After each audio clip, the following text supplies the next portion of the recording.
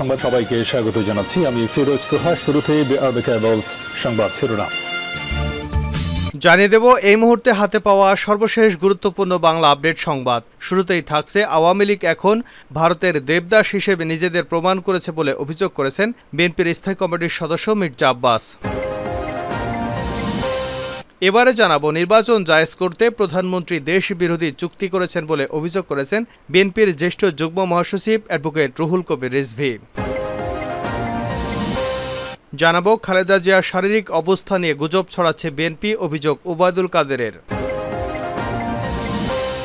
এদিকে national people's পার্টির chairman ও গণতন্ত্র বিকাশ মঞ্চের সমন্বয়ক শেখ সালাউদ্দিন সালু বলেছেন, দেশে করোনা ভাইরাসের মতো দুর্নীতি বিস্তার লাভ করেছে। তিনি বলেন, ভাইরাস মুক্ত করতে যেমন ভ্যাকসিন লাগে, ঠিক তেমনি দেশকে দুর্নীতিমুক্ত করতে হলে ট্রাইব্যুনাল এবং টাস্কফোর্স গঠন করতে হবে, যারা যে কোনো দুর্নীতি এবং মাদক বিরোধী মামলা মাত্র 3 মাসের মধ্যে শেষ করতে বাধ্য থাকবে। এবারে জানাবো আবহাওয়া অধিদপ্তর বলছে, মৌসুমি বায়ু বাংলাদেশের উপর সক্রিয় এবং উত্তর বঙ্গোপসাগরে প্রবল অবস্থায় রয়েছে। ফলে সারা দেশে আগামী 5 দিন ভারী বৃষ্টিপাত হতে পারে। এবং সর্বশেষ জানাবো আন্তর্জাতিক সংবাদ। এবার ইরানকে গুড়িয়ে দেওয়ার হুঁশিয়ারি দিয়েছে ইসরায়েল।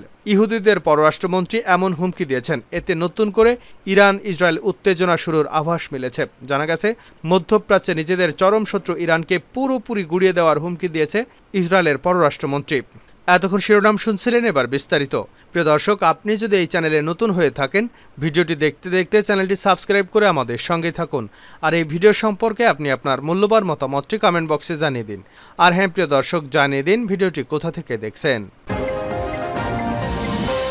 আওয়ামী লীগ এখন ভারতের দেবদাস হিসেবে নিজেদের প্রমাণ করেছে মির্জা আব্বাস। বিএনপির স্থায়ী কমিটির সদস্য মির্জা আব্বাস বলেছেন, গণতন্ত্র আওয়ামী লীগ একসঙ্গে চলতে পারে না। আওয়ামী লীগের আমলে এখন দেশ চোর ডাকাতে ভরে গেছে। দিল্লির দাসত্ব মেনে নেওয়ার জন্য দেশ স্বাধীন হয়নি। আওয়ামী লীগ এখন ভারতের দেবদাস হিসেবে নিজেদের প্রমাণ করেছে। মির্জা আব্বাস বলেন, আমাদের একমাত্র দাবি বেগম খালেদা জিয়াকে মুক্ত করা। দেশের স্বাধীনতা রক্ষা করতে হলে খালেদা জিয়াকে মুক্ত করা জরুরি। আওয়ামী লীগ ও গণতন্ত্র একসঙ্গে চলতে পারে না। অন্যদিকে খালেদা জিয়াকে ছাড়া গণতন্ত্র চলতে পারে না। আমরা দোয়া করছি, আল্লাহ তাআলা তাকে সুস্থ রাখুন, সুস্থ করে দিন। তার মুক্তির দাবিতে আরও কর্মসূচি আসবে।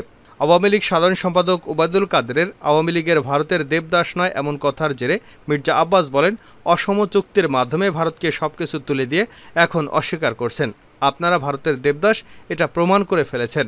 অবিভক্ত ঢাকার এই সাবেক মেয়র আরও বলেন, আওয়ামী লীগ সরকার গণতন্ত্র একসঙ্গে চলে না, একটি আরেকটির বিপরীত। দেশ ও গণতন্ত্র উদ্ধার করতে হলে চোর ডাকাতদের প্রতিহত করতে হবে। নির্বাচন জায়েজ করতে প্রধানমন্ত্রী দেশ বিরোধী চুক্তি করেছেন রিজভী। বিএনপির জ্যেষ্ঠ যুগ্ম মহাসচিব রুহুল কবির রিজভী প্রধানমন্ত্রীকে উদ্দেশ্য করে বলেছেন, ভারতের সঙ্গে 10টি চুক্তি ও সমঝোতার স্মারকে সই করে দেশের স্বাধীনতার সার্বভৌমত্ব বিকিয়ে দিয়েছেন। 7ই জানুয়ারি ও 30শে ডিসেম্বরের আগে নির্বাচন জায়েজ করতে তিনি এসব দেশ বিরোধী চুক্তি করেছেন। রিজভী বলেন, কয়েকদিন আগে শেখ হাসিনা ভারত সফরে গিয়েছিলেন। পশ্চিমবঙ্গের মুখ্যমন্ত্রী মমতা ব্যানার্জিকে ম্যানেজ করতে বিমানে কয়েক কার্টুন ইলিশ নিয়ে গেছেন, কিন্তু ম্যানেজ করতে পারেননি। তিনি বলেন, কয়েকদিন আগে প্রধানমন্ত্রী শেখ হাসিনা বলেছেন, জনগণ সরে গেলে আমি আর বাঁচব না। প্রধানমন্ত্রী, আপনার দল এবং সরকারের আগেই তো রাজনৈতিক অপমৃত্যু হয়েছে। র্যাব পুলিশ যদি আপনাদের কাছ থেকে সরে যায়, তাহলে আপনার সরকারের অপমৃত্যু ঘটবে। আপনার সরকার রাজপথে লুটুপুটি খাবে। আপনার সরকারের পতন ঘটবে। গত 7ই জানুয়ারি ও 30শে ডিসেম্বরের আগে নির্বাচন জায়েজ করতে আপনি দেশ বিরোধী সব চুক্তি করেছেন বলে অভিযোগ করেন বিএনপির এই শীর্ষ নেতা। তিনি বলেন, এসব কারণেই খালেদা জিয়াকে মিথ্যা মামলায় সাজা দিয়ে বন্দী করে রাখা হয়েছে। তাকে চিকিৎসা সেবা থেকেও বঞ্চিত করে রাখা হয়েছে। জনগণের ভাষা বুঝে অবিলম্বে খালেদা জিয়াকে মুক্ত করে দেওয়ার আহ্বান জানান তিনি। বেগম খালেদা জিয়ার শারীরিক অবস্থা নিয়ে গুজব ছড়াচ্ছে বিএনপি, দাবি ওবায়দুল কাদেরের। আওয়ামী লীগ সাধারণ সম্পাদক ওবায়দুল কাদের বলেছেন, বিএনপি খালেদা জিয়ার শারীরিক অবস্থা নিয়ে গুজব ছড়িয়েছে, জনগণকে উস্কে দিচ্ছে এবং আন্দোলনে ব্যর্থ হয়ে জনগণের কাছ থেকে করুণা আদায়ের চেষ্টা চালাচ্ছে। রবিবার আওয়ামী লীগের দপ্তর সম্পাদক বিপ্লব বড়ুয়া সই করা এক বিবৃতিতে এসব কথা বলেন তিনি। বিবৃতিতে বিএনপি খালেদা জিয়ার শারীরিক অসুস্থতা নিয়ে রাজনীতি এবং তার শারীরিক অবস্থার সম্পর্কে মিথ্যা তথ্য দিয়ে জনগণকে বিভ্রান্ত করছে বলে অভিযোগ করেন আওয়ামী লীগের সাধারণ সম্পাদক ওবায়দুল কাদের বলেন, আন্দোলনের নামে বিএনপির বিভিন্ন রাজনৈতিক কর্মসূচি জনগণ বারবার প্রত্যাখ্যান করেছে এবং বিএনপি আজ একটি ব্যর্থ রাজনৈতিক দলে পরিণত হয়েছে। এখন তাদের তথাকথিত আন্দোলনের বিষয়ে দুর্নীতির দায়ে সাজাপ্রাপ্ত অসুস্থ নেত্রী বেগম খালেদা জিয়া। তিনি আরও বলেন, খালেদা জিয়া দণ্ডপ্রাপ্ত আসামি হওয়ার পরও প্রধানমন্ত্রী শেখ হাসিনা তাকে নিজ বাসায় থেকে দেশের সর্বাধুনিক বেসরকারি হাসপাতালে চিকিৎসা গ্রহণের সুযোগ করে দিয়েছেন।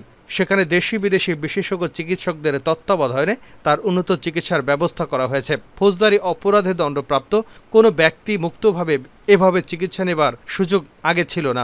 কিন্তু বিএনপি কয়েক বছর ধরে আইনি পদ্ধতি ব্যতি রেখে খালেদা জিয়াকে মুক্ত করার দাবি করে আসছে। সংবিধান অনুযায়ী আইনের দৃষ্টিতে সবাই সমান উল্লেখ করে বলেন, খালেদা জিয়া দুর্নীতি দায়ে সাজাপ্রাপ্ত আসামি। সংবিধান এবং আইন প্রক্রিয়ার বাইরে একজন সাজাপ্রাপ্ত আসামির মুক্তির দাবি ধৃষ্টতা ছাড়া কিছু নয়। আইনি প্রক্রিয়ার বাইরে গিয়ে কোনো সাজাপ্রাপ্ত ব্যক্তির দেশ ত্যাগ করবার কোনো বিধান নেই। মানবিক কারণে প্রধানমন্ত্রী শেখ হাসিনা নির্বাহী ক্ষমতা বলে সাজা স্থগিত করে খালেদা জিয়াকে উন্নত চিকিৎসা গ্রহণের সুযোগ করে দিয়েছেন। করোনা ভাইরাসের মতো দুর্নীতি বিস্তার লাভ করেছে শেখ সালো। ন্যাশনাল পিপলস পার্টির চেয়ারম্যান ও গণতন্ত্র বিকাশ মঞ্চের সমন্বয়ক শেখ সালাউদ্দিন সালু বলেছেন, দেশে করোনা ভাইরাসের মতো দুর্নীতি বিস্তার লাভ করেছে। তিনি বলেন, ভাইরাস মুক্ত করতে যেমন ভ্যাকসিন লাগে, ঠিক তেমনি দেশকে দুর্নীতিমুক্ত করতে হলে ট্রাইব্যুনাল এবং টাস্ক ফোর্স গঠন করতে হবে, যারা যে কোনো দুর্নীতি এবং মাদক বিরোধী মামলায় 3 মাসের মধ্যে শেষ করতে বাধ্য থাকবে। শনিবার জাতীয় প্রেস ক্লাবের সামনে এক মানববন্ধনে দেশ থেকে দুর্নীতি নির্মূলে তিনি এমন প্রস্তাবনা তুলে ধরেন। সীমাহীন দুর্নীতি, মাদক বিস্তার এবং দ্রব্যমূল্যের ঊর্ধ্বগতির প্রতিবাদে গণতন্ত্র বিকাশ মঞ্চের উদ্যোগে এই মানববন্ধন পালিত হয়। শেখ সালাউদ্দিন সালু বলেন, সাবেক আইজিপি বেনজির আহমেদ এবং ছাগলকাণ্ডের মতিউর ও এনবিআরের প্রথম সচিব কাজী মোহাম্মদ ফয়সালের দুর্নীতির কথা আজ বেরিয়ে এসেছে। এরা সরকারি কর্মকর্তাদের মধ্যে ধরা পড়া মাত্র 2-1 জন, কিন্তু এরকম হাজার হাজার দুর্নীতিবাজ কর্মকর্তা রয়েছেন যারা ধরাছোঁয়ার বাইরে। বেনজির আহমেদ শুদ্ধাচার সনদ পেয়েছিলেন। সর্বোচ্চ দুর্নীতি করার পরেও যদি কেউ শুদ্ধাচার সনদ পায়, তাহলে এই শুদ্ধাচার সনদের মানেটা কি? এই শুদ্ধাচার সনদ দিয়ে কি হবে? যারা এই শুদ্ধাচার সনদ দিচ্ছে তাদের কি শুদ্ধাচার রয়েছে? স্বাধীনতার 50 বছরের ইতিহাসে কোনো সরকারি কর্মকর্তা বেনজির আহমেদের মতো এত সীমাহীন দুর্নীতি করেনি। তিনি পুরো ডিপার্টমেন্টকে কালিমালিপ্ত করেছেন। তিনি বলেন, প্রজাতন্ত্রের মালিক জনগণ, কিন্তু এখন দেখা যাচ্ছে প্রজাতন্ত্রের মালিক সরকারি কর্মকর্তারা এবং জনগণ হচ্ছে তাদের কৃতদাস। এর থেকে মুক্ত পেতে হলে এদের সঠিক বিচার করতে হবে, যাতে তারা মনে করে তারা প্রজাতন্ত্রের কর্মচারী। এনপিপি চেয়ারম্যান বলেন, মাদকের কারণে দেশের তরুণ সমাজ আজ ধ্বংস হয়ে যাচ্ছে, কিন্তু মূল হোতারা ধরাছোঁয়ার বাইরে। মাদকের ছোবল থেকে মুক্ত পেতে ট্রাইব্যুনালের মাধ্যমে এদের দ্রুত বিচার করতে হবে। গণতন্ত্র বিকাশ মঞ্চের এই সমন্বয়ক আরও বলেন, দ্রব্যমূল্যের ঊর্ধ্বগতি এতটাই প্রকট আকার ধারণ করেছে, দরিদ্র মধ্যবিত্ত ও নিম্ন মধ্যবিত্তরা প্রচণ্ডভাবে অসহায় জীবনযাপন করছেন। এক ধরনের ব্যবসায়ী সিন্ডিকেটের কারণে সমস্ত কিছুর দাম আকাশচুম্বী হয়েছে। বাজার সিন্ডিকেট এবং ব্যবসায়ী সিন্ডিকেটের সঙ্গে কারা আছে আমরা সেটা দেখতে চাই। এই সিন্ডিকেট ভেঙে দিয়ে দ্রব্যমূল্যের ঊর্ধ্বগতির লাগাম টেনে ধরার জন্য বাজার মনিটরিং ব্যবস্থা আরও জোরদার করতে হবে। ইরানকে গুঁড়িয়ে দেওয়ার হুমকি ইসরায়েলের। এবার ইরানকে গুঁড়িয়ে দেওয়ার হুঁশিয়ারি দিয়েছে ইসরায়েল। ইহুদিদের পররাষ্ট্রমন্ত্রী এই হুমকি দিয়েছে। এতে নতুন করে ইরান ইসরায়েল উত্তেজনা শুরুর আভাস মিলেছে।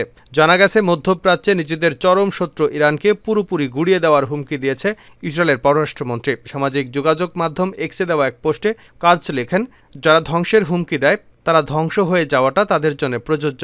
লেবাননের প্রতিরোধ যোদ্ধারা যদি ইসরায়েলে হামলা চালানো বন্ধ না করে এবং সীমান্ত থেকে সরে না যায়, তাহলে তাদের বিরুদ্ধে পূর্ণ শক্তি প্রয়োগের হুমকি দিয়েছে ইসরায়েলের পররাষ্ট্রমন্ত্রী। জাতিসংঘ ইরানের মিশন শুক্রবার জানায়, ইসরায়েল যদি লেবাননে পূর্ণমাত্রায় সামরিক আগ্রাসন শুরু করে, তাহলে মাটির সঙ্গে মিশিয়ে দেওয়ার এক যুদ্ধ শুরু হবে।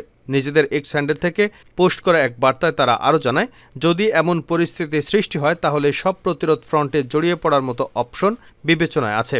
ইরানের এমন মন্তব্যের পরই ইসরায়েলি পররাষ্ট্রমন্ত্রী এসব প্রতিক্রিয়া দেখালো। গেল বছর অক্টোবর থেকে ইসরায়েলে লাগাতার হামলা চালিয়ে আসছে লেবাননের প্রতিরোধ যোদ্ধারা। চলতি সপ্তাহে নেতানিয়াহু এবং ইসরায়েলের প্রতিরক্ষা মন্ত্রী ইয়োব গ্যালন্ট জানিয়েছিলেন, তারা লেবাননের সঙ্গে চলমান সমস্যা কূটনৈতিকভাবে সমাধান করতে চান, কিন্তু কার্ডোসকে ভিন্ন সুরে কথা বলতে দেখা গেল। লেবাননে ইসরায়েল হামলা করলে ইরানের প্রক্সিরা পাল্টা পদক্ষেপ নিতে পারে, তাই পুরো মধ্যপ্রাচ্যে সংঘাত ছড়িয়ে পড়তে পারে বলে আশঙ্কা করা হচ্ছে। প্রায় 2 সপ্তাহ আগের কথা, ইসরায়েলের সেনাবাহিনী গুরুত্বপূর্ণ একজন কর্মকর্তা সরাসরি স্বীকার করেন তারা ফিলিস্তিনি যোদ্ধাদের বিরুদ্ধে জয়ী হতে পারবে না। এ নিয়ে ব্যাপক আলোড়ন সৃষ্টি হলে বিবৃতি দেয় ইসরায়েলি সেনাবাহিনী। ইসরায়েলের প্রধানমন্ত্রী বেঞ্জামিন নেতানিয়াহু এমন দাবি নাকচ করে দেন, কিন্তু এরই মধ্যে লেবাননের প্রতিরোধ যোদ্ধাদের বিরুদ্ধে ইসরায়েলের যুদ্ধ প্রস্তুতির খবর সামনে আসে। নিজেদের লক্ষ্য পূরণে ব্যর্থ ইসরায়েলি বাহিনী আপাত দৃষ্টিতে ইচ্ছাকৃতভাবে গাজার যুদ্ধ দীর্ঘায়িত করছে। এই যুদ্ধে যে জেতা সম্ভব নয় তা স্বীকার করে নিয়েছে ইসরায়েলের সেনাবাহিনীর শীর্ষ একজন কর্মকর্তা। কিন্তু নেতানিয়াহু ও মন্ত্রিসভা এমনটা মানতে রাজি নন। তারা যুদ্ধ চালিয়ে যেতে চান। এরই মধ্যে লেবাননের প্রতিরোধ যোদ্ধাদের অব্যাহত আক্রমণে দিশেহারা নেতানিয়াহু। উপায়ন্ত না দেখে লেবাননের হামলার বড় বড় বুলি আওড়াচ্ছে তেল আবিব। বাস্তবে ইসরায়েলের সেনাবাহিনীর মনোবল ভেঙে গেছে। প্রায় 9 মাস ধরে চলা গাজা যুদ্ধে ফিলিস্তিনের স্বাধীনতাকামী যোদ্ধাদের নির্মূল করা তো দূরের কথা, ইসরায়েলি জিম্মিদের সবাইকে এখনও উদ্ধার করাই সম্ভব হয়নি। অথচ লেবাননকে শায়েস্তা করার পণ করে বসেছে নেতানিয়াহু। লেবাননে ইসরায়েলের হামলা চালাতে পারে এমন সম্ভাবনার মাঝেই ইহুদিবাদী দেশটির পররাষ্ট্রমন্ত্রী ইসরায়েল কাটস নতুন যুদ্ধের ঘণ্টা বাজালো।